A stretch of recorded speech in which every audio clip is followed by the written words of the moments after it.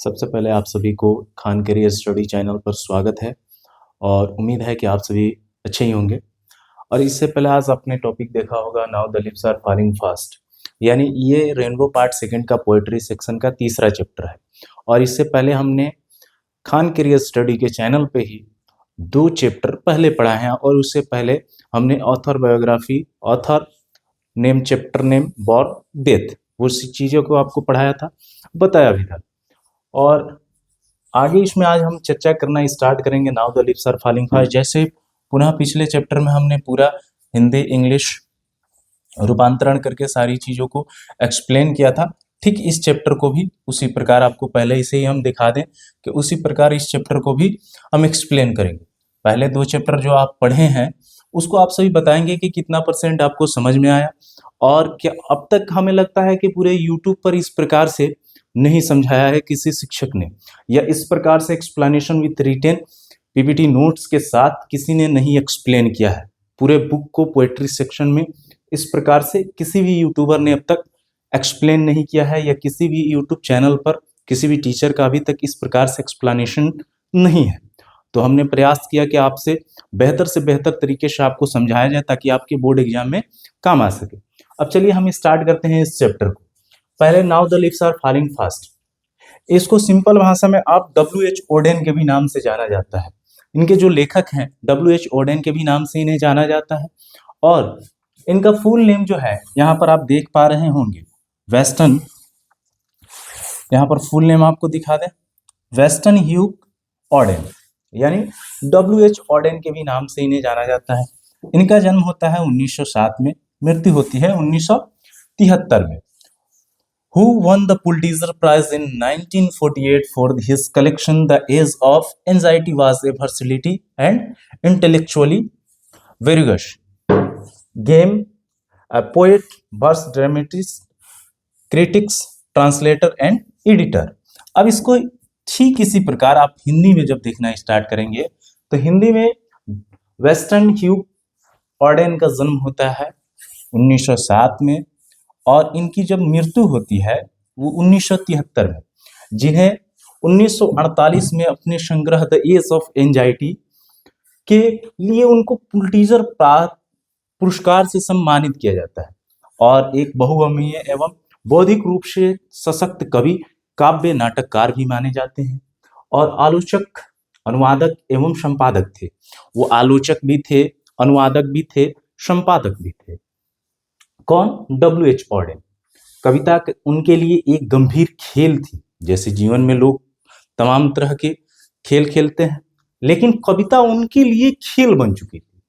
और आगे फिर चर्चा करते हैं कि जो लोग की आत्म चेतना की गहराई को प्रदान करने वाली होनी चाहिए, परंतु किसी भी प्रकार की से यह लोगों के राजनीतिक एवं धार्मिक चुनाव पर प्रत्यक्ष प्रभाव डालने वाली नहीं होनी चाहिए। यानी धार्मिक और राजनीतिक चीजों पर ये थोड़ा सा भी अपना प्रकाश, यानी कविता जो होती है अलग अलग सेक्टर की आप लोग देखे होंगे कि कोई राजनीति पर कविता कह रहा है, कोई धार्मिक कविताएं कह रहे हैं, तो अलग अलग कविताएं होती हैं। तो इनकी जो कविताएं थी वो ना तो राजनीतिक पर हुआ करती थी और ना ही धार्मिक हुआ करती थी। उनकी प्रारंभिक कविताएं राजनीतिक मुद्दों पर उनकी अभिरुचि को प्रदर्शित करती है, लेकिन उनकी बाद वाली कविताएं प्रत्यक्ष रूप से क्रिश्चियन एवं अधिक निजी स्वर वाली थी। यानी वो क्रिश्चियन थे तो क्रिश्चियन स्वर वाले थे। और टेक्नीशियन की तरह ओडेन दोहा एवं छंद, जैसे कबीरदास की दोहा आपने सुना होगा, ठीक उसी प्रकार से इनकी भी दोहाएं थी। और विविधताओं की काफी विभिन्नता प्रस्तुत करते हैं। शब्दों के प्रति उनमें एक उत्कंठा का भाव था तथा वे प्राचीन शब्दों का प्रयोग करते थे, और वो प्राचीन एंशिएंट शब्दों का प्रयोग करते थे, एंशिएंट वर्ड का। और उसके बाद से इसमें आगे जिक्र किया जाता है कि जिस कारण कई बार उन्हें समझने में काफी कठिनाई होती थी। और उनको समझने में क्या होता था, पहले काफी कठिनाई हुआ करती थी, लेकिन बाद की बातें आगे हम देखेंगे कि उन्होंने संयुक्त राज्य में हमेशा के लिए बसने की खातिर क्या किया कि बसने की खातिर 1939 से पहले ही इंग्लैंड छोड़ दिया था, और ये इंग्लैंड छोड़ करके आकर के बसे हुए थे। उसके बाद से ओडेन के कार्य को ब्रिटिश एवं अमेरिकी भागों में विभक्त किया गया। अंग्रेजी प्रभाग में उनका उल्लेखनीय कार्य है the Orators, the dance of death, look stranger, Spain तथा अनदर टाइम्स। अमेरिकन प्रभाग के उल्लेखनीय कार्यों में सम्मिलित है न्यू ईयर्स लेटर। फोर, उसके बाद से आगे इसमें जिक्र किया जाता है कि for the times being the age of anxiety, the shield of Achilles, प्रस्तुत गीत now the leaves are falling fast, मानव जीवन में बसी उलझन, अभिलाषा जो पूर्ण नहीं हुई है, तथा एकाकीपन की भावना जिसमें प्रत्येक व्यक्ति जीता तथा मरता है। और निश्चित रूप से प्रत्येक व्यक्ति जिसमें जीता तथा मरता है उसका इसमें जिक्र किया गया है। आगे हम अब चैप्टर स्टार्ट करते हैं। चैप्टर जब स्टार्ट करते हैं तो इसमें देखते हैं कि चैप्टर स्टार्ट होने के बाद से now the leaves are falling fast के बारे में जब चर्चाएं स्टार्ट होती हैं तो इसमें पहला paragraph, now the leaves are falling fast, nurse's flower will not last, nurses of the grapes are not gone, the frames go rolling on। अब कवि इसमें क्या कहता है इस बातों को हम देखेंगे। कवि कहता है कि अब पत्ते तेजी के साथ गिर रहे हैं। जैसे पत्ते क्या होता है कि पतझड़ के मौसम में गिरते ही हैं। अमूमन तौर पर कवि उसकी कहने का भाव ये है कि पत्ते तेजी के साथ गिर रहे हैं, छोटे फूल वाले पौधे को सहायता देने वाले सभी पेड़ ठूट हो चुके हैं, यानी खत्म हो चुके हैं। जैसे पुराने पेड़ हो जाते हैं तो आप देखे होंगे बहुत सारी डालियां सूख जाती हैं और उसमें से नए जो डालियां होती हैं वो निकल नहीं पाती हैं। बच्चों को खिलाने वाली नर्सें भी कब्र में चली गई हैं तथा जो बच्चों की झूला गाड़ी है वो खाली चल रही है।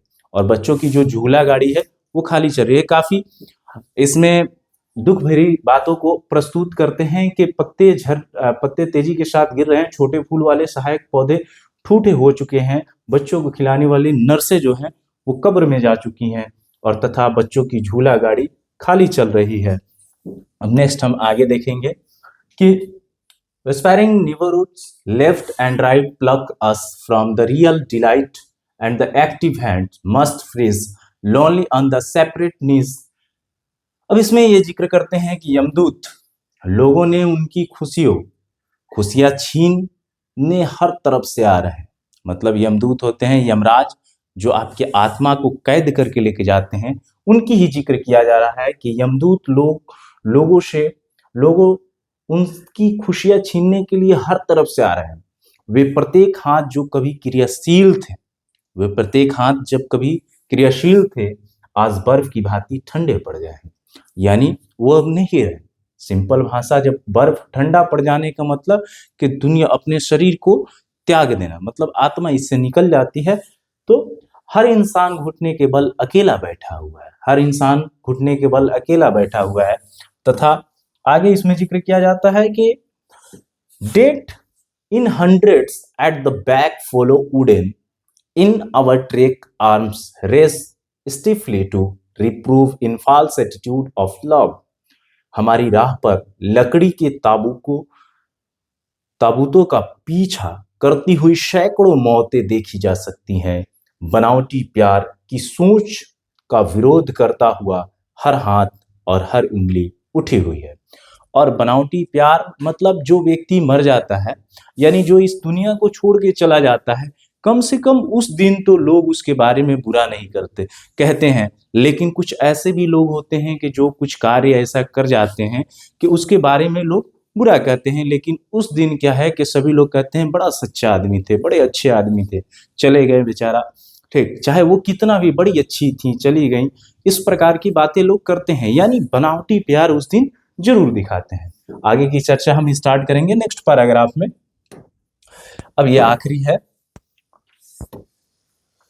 Striving through the leafless wooden trolls run scolding for their food, and the nightingale is dumb and the angle will not come।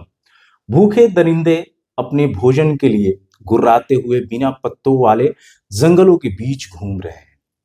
और इसमें कहा जा रहा है कि जो भूखे दरिंदे अपने भोजन के लिए गुर्राते हुए बिना पत्तों वाले जंगलों के बीच घूम रहे हैं और कोयल गूंगी हो गई है तथा यमदूत अब नहीं आएंगे। और यमदूत के आने के जो जिक्र किया गया है, कोयल भी गूंगी हो गई है। Cold impossible had left the mountain lovely had whose white waterfall could bless travels in their last distress. अब ठंडा असंभव वातावरण तथा पर्वतों की ऊंची चोटियां जिनसे सफेद झरने का पानी बहता है, यात्रियों को उनके आखिरी समय में सुकून पहुंचाता है। और यात्रियों को क्या करता है, उनके आखिरी समय में सुकून पहुंचाता है। आपने ये देखा, now the leaves are falling fast. अब हम थोड़ी सी चर्चाएं ये करेंगे कि जब आप कोई भी कविता पढ़ते हैं, तो कोई भी कविता पढ़ते हैं तो कविता पढ़ने से पहले आप उसके मतलब को समझिए कि आखिर ये कविता लिखी क्यों गई है। जैसे आपने हमने ये तीसरा चैप्टर था, इसके बाद चौथा, ये टोटल 10 चैप्टर है पोएट्री का। मैं 10 चैप्टर को आपको एक्सप्लेन करूंगा विथ हिंदी इंग्लिश। और साथ ही साथ आप लोगों का मैं सोच रहा हूँ कि प्रोज सेक्शन को भी स्टार्ट किया जाए, और हिंदी का भी मैं अब पढ़ाना स्टार्ट कर दूंगा, हिंदी का भी। अभी फिलहाल में क्या है कि प्रत्येक सब्जेक्ट पर आपको फोकस करना अति आवश्यक है, क्योंकि प्रत्येक सब्जेक्ट पर मैं इसलिए कह रहा हूं कि आप जब तक प्रत्येक सब्जेक्ट पर फोकस नहीं करेंगे तब तक काफी मुश्किल है नंबर अचीव करना, यानी हायर मार्क को अचीव करना। सिर्फ आप फर्स्ट डिवीजन आकर के क्या ही कर लीजिएगा, आप टॉप कीजिए, ताकि आपके लिए काफी सारी चीजें हैं। और पढ़ाई कर रहे हैं तो उसको ज्ञान को अर्जित कीजिए, जहां से भी ज्ञान मिले। अभी के समय में सभी बच्चे लगे हुए हैं कि पास करना है, पास करना है, पास करना है। नहीं, आपकी ये मेंटेलिटी नहीं होनी चाहिए। आप निश्चित रूप से उस चीज को सीखिए, समझिए और नंबर ज्यादा लाइए। हालांकि सिस्टम ही ऐसा बना हुआ है कि आप नंबर जितना ज्यादा लाएंगे उतना ही इंटेलिजेंट ब्रिलियंट कहाएंगे, नंबर कम लाएंगे तो इंटेलिजेंट ब्रिलियंट की जो श्रेणी है उसमें थोड़ा सा आप पीछे नजर आएंगे। लेकिन आपकी जो एबिलिटी है वो कहीं ना कहीं हाई लेवल की होगी। ऐसा नहीं है कि जो टॉपर आते हैं वो जीवन में भी टॉप कर जाते हैं, क्लास में भी टॉप करते हैं, जीवन में भी। ऐसा तो है नहीं, क्योंकि आप बहुत सारे ऐसे महापुरुष देखे होंगे जो जीवन में पढ़ाई तक नहीं किए और बहुत महान बने। तो मैं ये नहीं कह रहा हूँ कि more study more confusion, no study no confusion. हमारे कहने का मतलब ये नहीं है। हमारे कहने का मतलब ये है कि अभी आपने पढ़ाई के प्रति तभी आपको आतुर हो जाना चाहिए था जब आपने रजिस्ट्रेशन कराया इंटरमीडिएट का। रजिस्ट्रेशन कराने का मतलब कि आप पढ़ने के प्रति इच्छुक थे। उसके बाद आपके एडमिट कार्ड आए, एडमिट कार्ड आए तो आप पूरे साल भर कॉलेज गए पढ़ने के लिए, पढ़ने गए तब एडमिट कार्ड आए। इंटरमीडिएट में आपको 2 साल लगा। तो आप जितना ज़्यादा हो सके एक शेड्यूल प्लान बनाइए, क्योंकि कम समय है। जो भी आपका सब्जेक्ट है उस पर पूर्ण रूप से आप पढ़ने पर ध्यान दीजिए, क्योंकि अब नहीं पढ़िएगा तो कब पढ़िएगा। और इसी समय में शादी विवाह का माहौल तो हमको लग रहा है कि लगभग थोड़ा कम हो गया है। ठीक, इस टाइम थोड़ा सा कम हुआ है, लेकिन फिर शायद अभी है ही, खत्म नहीं हुआ है। लेकिन आप सभी को उससे मतलब नहीं है, आपको पढ़ाई से मतलब है। आप सभी पढ़ाई करते रहे, ठंडा का भी मौसम है, ठीक। और इसमें क्या है कि आप थोड़ा सा अपने आप को सेफ रखिए, क्योंकि मौसम सही होता है, खराब होता है, इसमें तबीयत भी खराब होता है, ठीक। तो उसको थोड़ा सा ध्यान रखना है, ठीक। बुखार, ताकि तबीयत खराब होगा तो आप फिर पढ़ाई नहीं कर पाइएगा, पढ़ाई नहीं कीजिएगा तो एग्जाम में क्या लिखिएगा। तो उम्मीद है कि पुनः आप सभी पढ़ाई करेंगे और ये तीनों चैप्टर को आप लोग कंप्लीट करेंगे। और साथ ही साथ मैं आने वाले समय में आप सभी को PYQ भी सॉल्व कराने वाला हूँ, और एक ऐसा भी सिस्टमेटिक प्लान वाला वीडियो लाने वाला हूँ कि जिसमें पूरे इंग्लिश के सिस्टमेटिक मॉडल पेपर के साथ विद प्रूफ 100 मार्क आप कैसे लाएं, उसके लिए मैं प्लान करता हूं, आप सभी के समक्ष प्रस्तुत भी करूंगा उस वीडियो को। और अभी फिलहाल ये तीनों चैप्टर आप कंप्लीट करें, और 10 में 10 मार्क लाने का जो वीडियो है उसको भी आप देखें। फिजिक्स, मैथ और बायोलॉजी का भी जो वीडियो है अपलोडेड, उसको भी आप सभी देखें और लगातार पढ़ाई करते रहें और अपने सब्जेक्ट का पढ़ाई करते रहें। अंततः धन्यवाद आप सभी को। आप सभी स्वस्थ रहें, मस्त रहें।